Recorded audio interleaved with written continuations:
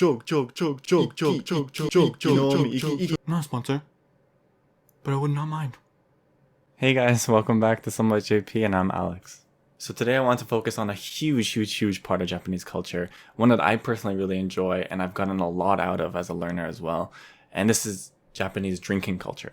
And I can't lie, I do like a drink here and there, just a little. And looking back, this is actually one of the things that propelled my Japanese the most. The main reason being, this is as low stress of a learning environment as possible, for a bunch of reasons. The first thing is, you stop stressing about the little things, right? And you start talking more confidently. Number two, the conversations you're having, they're really upbeat, they're exciting, but more importantly, they're really low stakes. And for number three, the language is so casual, you never have to worry about formality when you're speaking with your friends, right? And as I always do with my channel, I'm going to start introducing some related vocabulary and then we can learn about Japanese drinking culture through them. So let's start off with the most basic word, osake. And this just is the general word for alcohol. If you wanted to talk about sake, that we say in English, which is Japanese rice wine, you'd want to say ni hon shū, which is just Japan alcohol. There are a lot of ways to prepare ni hon shū.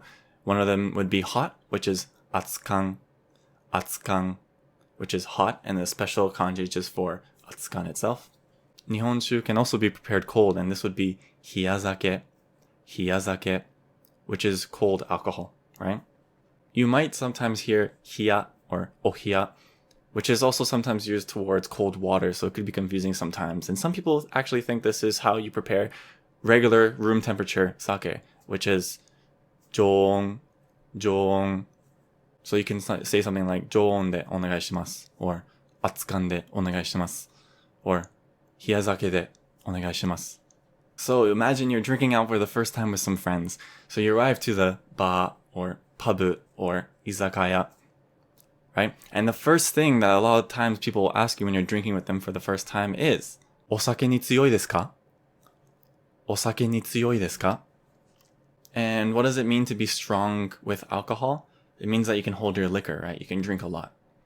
By the way, you will see wa or ga instead of the ni particle there. And from what I know, this all has the same meaning. So in this context, the opposite of tsuyoi would be yowai, which just means weak. So as a response to the question, if you want to say that you're not that good with alcohol, you could say something like osake ni yowai desu, or just yowai desu. Or you can say something like osake ni tsuyokunai desu. If you actually are strong with alcohol, you could definitely just say something like kekkou tsuyoi desu ne. You don't have to mention the osake ni because that's the context right now.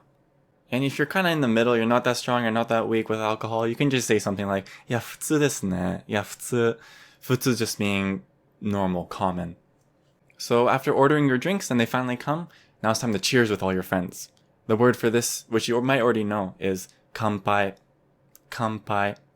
And the kanji for this is dry and cup of usually alcohol or some liquid, right? If you find it hard to remember, you can kind of think about it like bottoms up, as in let's dry out our glass, right? That might help you understand and remember it better. So now if you've gotten this far into the video, thank you, because this is my favorite part of Japanese drinking culture. But you'll notice when you try to go cheers a Japanese person, it's like a battle, especially if you know about this little thing, right? And you'll notice it's really subtle, so you might not notice right away, but when you try to cheer someone, they'll go under. They'll go a little lower when you hit the glass, right? And the reason is another way for them to show their Japanese humility, right? This manifests itself in a lot of different ways in the culture, but you'll see that, boom, they'll try to go under. And if you try to counteract this, it becomes a battle, right? And this is a super great icebreaker, especially if you're drinking for the first time with friends, especially if they're doing this as well. And it's really common, so I recommend just kind of keeping an eye out for that. It's super funny though when you finally get into this battle and you're both on the floor, your glasses are on the floor, and you finally do that final tie-breaking like cheers. Oh, those are some of my favorite moments of just drinking with friends. I miss those times. And something related to this cheering culture is if you're going to a work nomikai, for example, you really have to kyotsukau your coworkers, especially if you're kind of like an intern or you just started.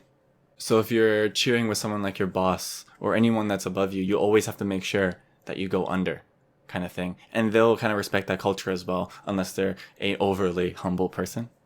So one thing that you have to keep in mind when you're maybe at a work nomikai or something like that is you have to kind of keep eye on whose drink is almost finished. And if you're lower in status than that person, you have to be the one to actually pour a drink and refill their drink for them. You can't let them tejaku their drink. The word tejaku just means pouring a drink for yourself. So for example, if you're drinking with friends, you don't want anyone to worry about, pouring a drink for you and everything like that. But your friend, goes to pour. You can say, yeah, tejaku de indayo.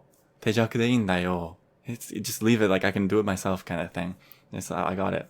So now if you're with friends, there might be some level of desire to get them, absolutely wasted, as one would do. And in English, what you would do is maybe if they're drinking, you would say something like, chug, chug, chug, chug, chug, chug. Or something like that, right? So in Japanese, this would be, ikki, ikki, ikki, ikki, which comes from ikkinomi. Ikki meaning kind of doing something in one go kind of thing. And nomi being to drink from the verb nomu. And like drinking cultures all around the world, there's, so many songs about getting someone to drink something quickly or chug something. And there's so many words I'm too lazy to remember all of them. But the easiest one that only has 2 words you have to know, one of them we already learned before, would be ikkinomi, ikkinomi, ikkinomi, washoi. Washoi kind of being like a heave-ho sort of thing, yeah. So the night goes on and you're drinking more and more and you're slowly feeling the effects of alcohol more and more. This is how you would describe the different stages of being drunk. Shirafu, sober. Horoyoi, tipsy. Yotteru, drunk. Yopparateru, very drunk. Not a sponsor, but I would not mind. So there's 2 main words that we learned here, which is you, which is the verb just to get drunk. Very just base get drunk. But we also heard yopparau. If you search it up, it also means to get drunk. But the nuance here is, I think it kind of comes from that yop sound. That's a bit louder. But it has that more aggressive, I guess masculine feel to it. So it kind of has a nuance of being a bit more drunk than just you.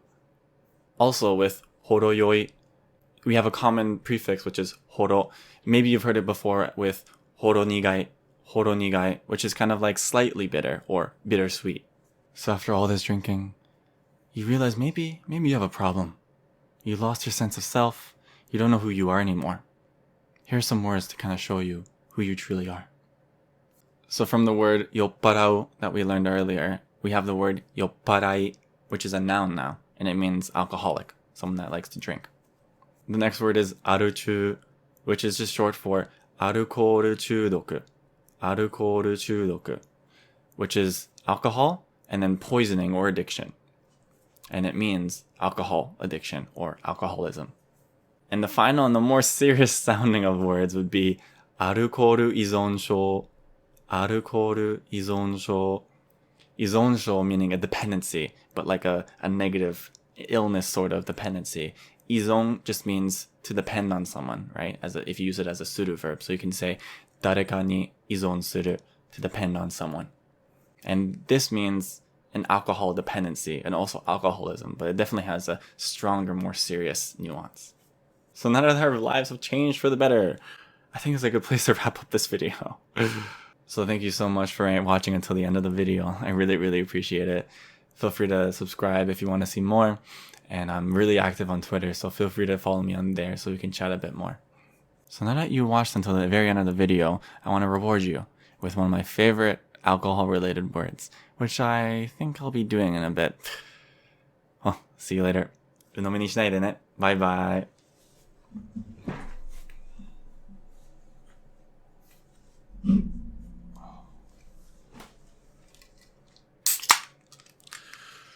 Oh my god. It was a good video. I'm happy it's fun. And it's probably the best beer I've had in a while. This is very good.